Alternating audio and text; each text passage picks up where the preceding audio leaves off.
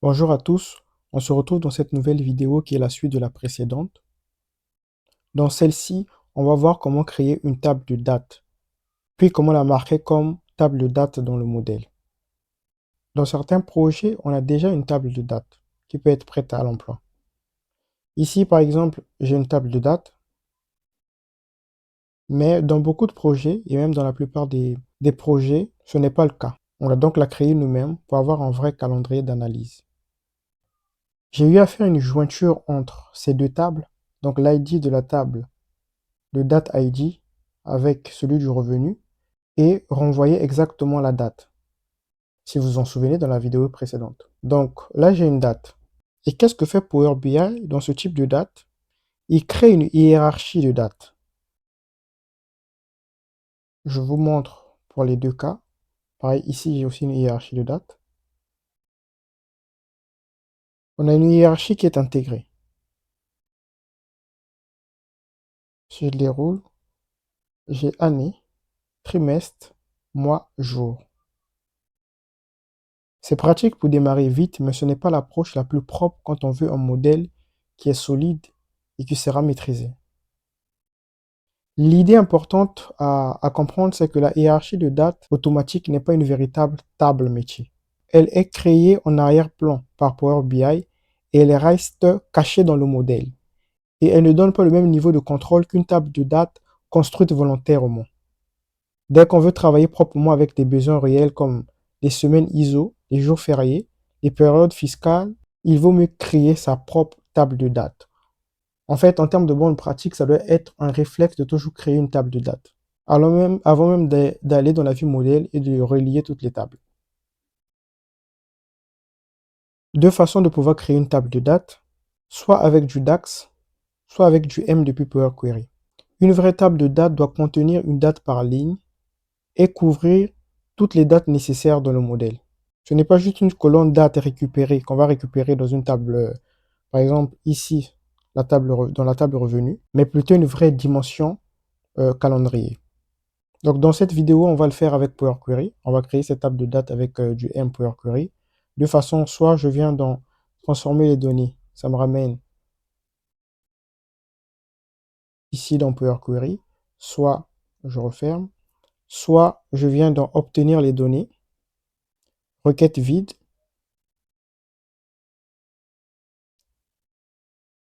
il va me créer une autre requête là. Ensuite, clic droit sur la requête. Et là, j'ai l'éditeur avancé. J'ouvre l'éditeur avancé. Et ensuite, on fait quoi? On colle notre code M.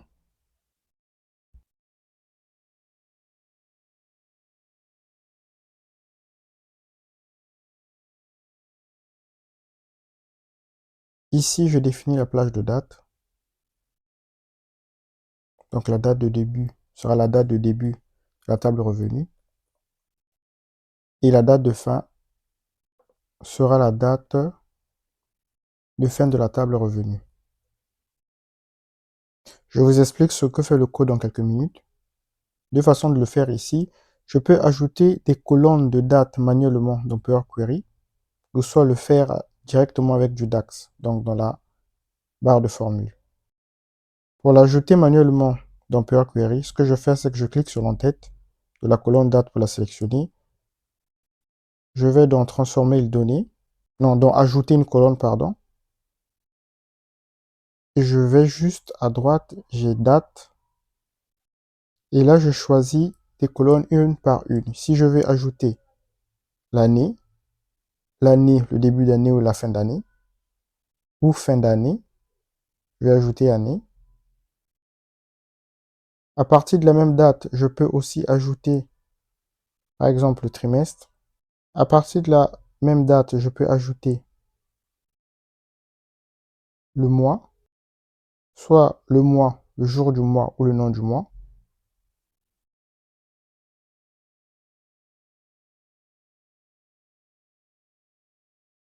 Ça, c'est une façon de faire. Comme je peux directement repartir dans l'éditeur avancé et entrer le code M, je le supprime. Nouvelle requête. Requête vide toujours. Ensuite, je vais dans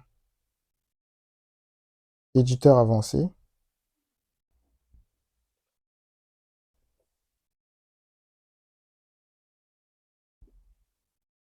je le colle. L'idée du script est simple. Je récupère le minimum de la date et le maximum. De quelle table je vais récupérer de la table revenu.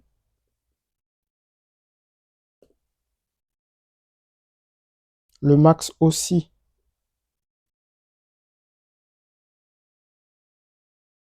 de ma table revenu. Puis, qu'est-ce que je vais faire? Je vais générer toutes les dates entre ces deux bornes. Ensuite, on transforme cette liste en table. Et par la suite, j'ajoute les colonnes qui seront utiles pour l'analyse. Donc là, j'ai la date de début et la date de fin. Il va pointer directement dans la source. Donc la date se trouvant dans la table revenu, la date de début et la date de fin. Puis avec liste date, je vais générer une liste continue de dates jour par jour. Je vais transformer cette liste en table, puis ajouter les colonnes utiles. Donc j'ajoute l'année. Là, j'ai le trimestre, le numéro du mois, c'est-à-dire par exemple janvier, j'ai 1, février, j'ai 2, le nom du mois, le jour en chiffres et le jour. Ce code M n'a pas besoin d'être appris par cœur. L'idée, ce n'est pas de mémoriser chaque ligne, mais de comprendre sa logique. Une fois qu'on a une bonne base de ce code peut être réutilisé dans de nombreux projets. Ensuite, selon le contexte, on l'adapte simplement aux besoins. La période à couvrir, les différentes colonnes qu'on veut ajouter, la gestion des semaines, par exemple en termes de semaines ISO, des jours fériés ou encore du calendrier fiscal. Je l'enregistre, je tape OK. Et là, il m'a créé une table de date avec la date, l'année, le trimestre, le mois et le jour. Et en créant cette requête, donc si je reviens sur l'éditeur avancé, j'ai déjà mis le type de chaque colonne. Ensuite, comment je nomme cette table? Soit ainsi, soit ainsi. Mais bon, généralement, c'est comme ça. Je renomme cette table. Et qu'est-ce que je fais par la suite? Je vais fermer et appliquer. J'attends que cela se charge en Power BI.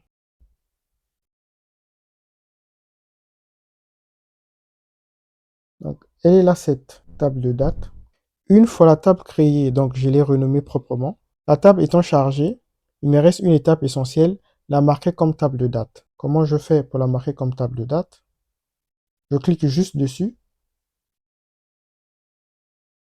J'ai marqué comme table de date. Je sélectionne. Marquer en tant que table de date, j'active. Je choisis la colonne, une colonne de date, donc celle-là, et je l'enregistre. Cette étape est très importante parce que cela indique à Power BI que cette table devient la référence officielle pour les analyses temporelles. Et c'est ce qui permet d'utiliser correctement les calculs de Time Intelligence. Sans cela, Power BI crée automatiquement ses propres hiérarchies de dates. Sur le papier, ça peut sembler pratique, mais dans un vrai projet, ce n'est pas la meilleure approche. On perd en maîtrise, on ne contrôle vraiment pas les colonnes qui sont utilisées.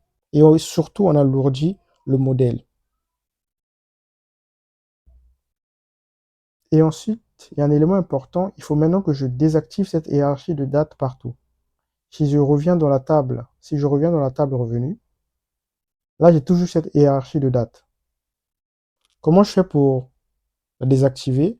Je viens dans Fichier, Options et paramètres, Options. Et là, il me dit, depuis le chargement de données, c'est-à-dire que là j'ai Time Intelligence, date et heure automatique pour les nouveaux fichiers. Donc je désactive. Chaque fois que je vais travailler sur un nouveau projet, automatiquement, il va désactiver les hiérarchies de date. Je viens dans chargement de données.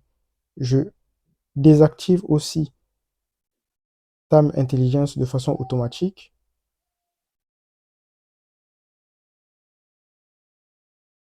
Et comme on le voit, il dit créer automatiquement une table de date masquée pour chaque champ du modèle qui a un type de données date, date et heure.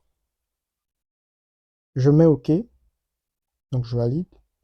Et là, j'ai toute ma hiérarchie de date qui a disparu.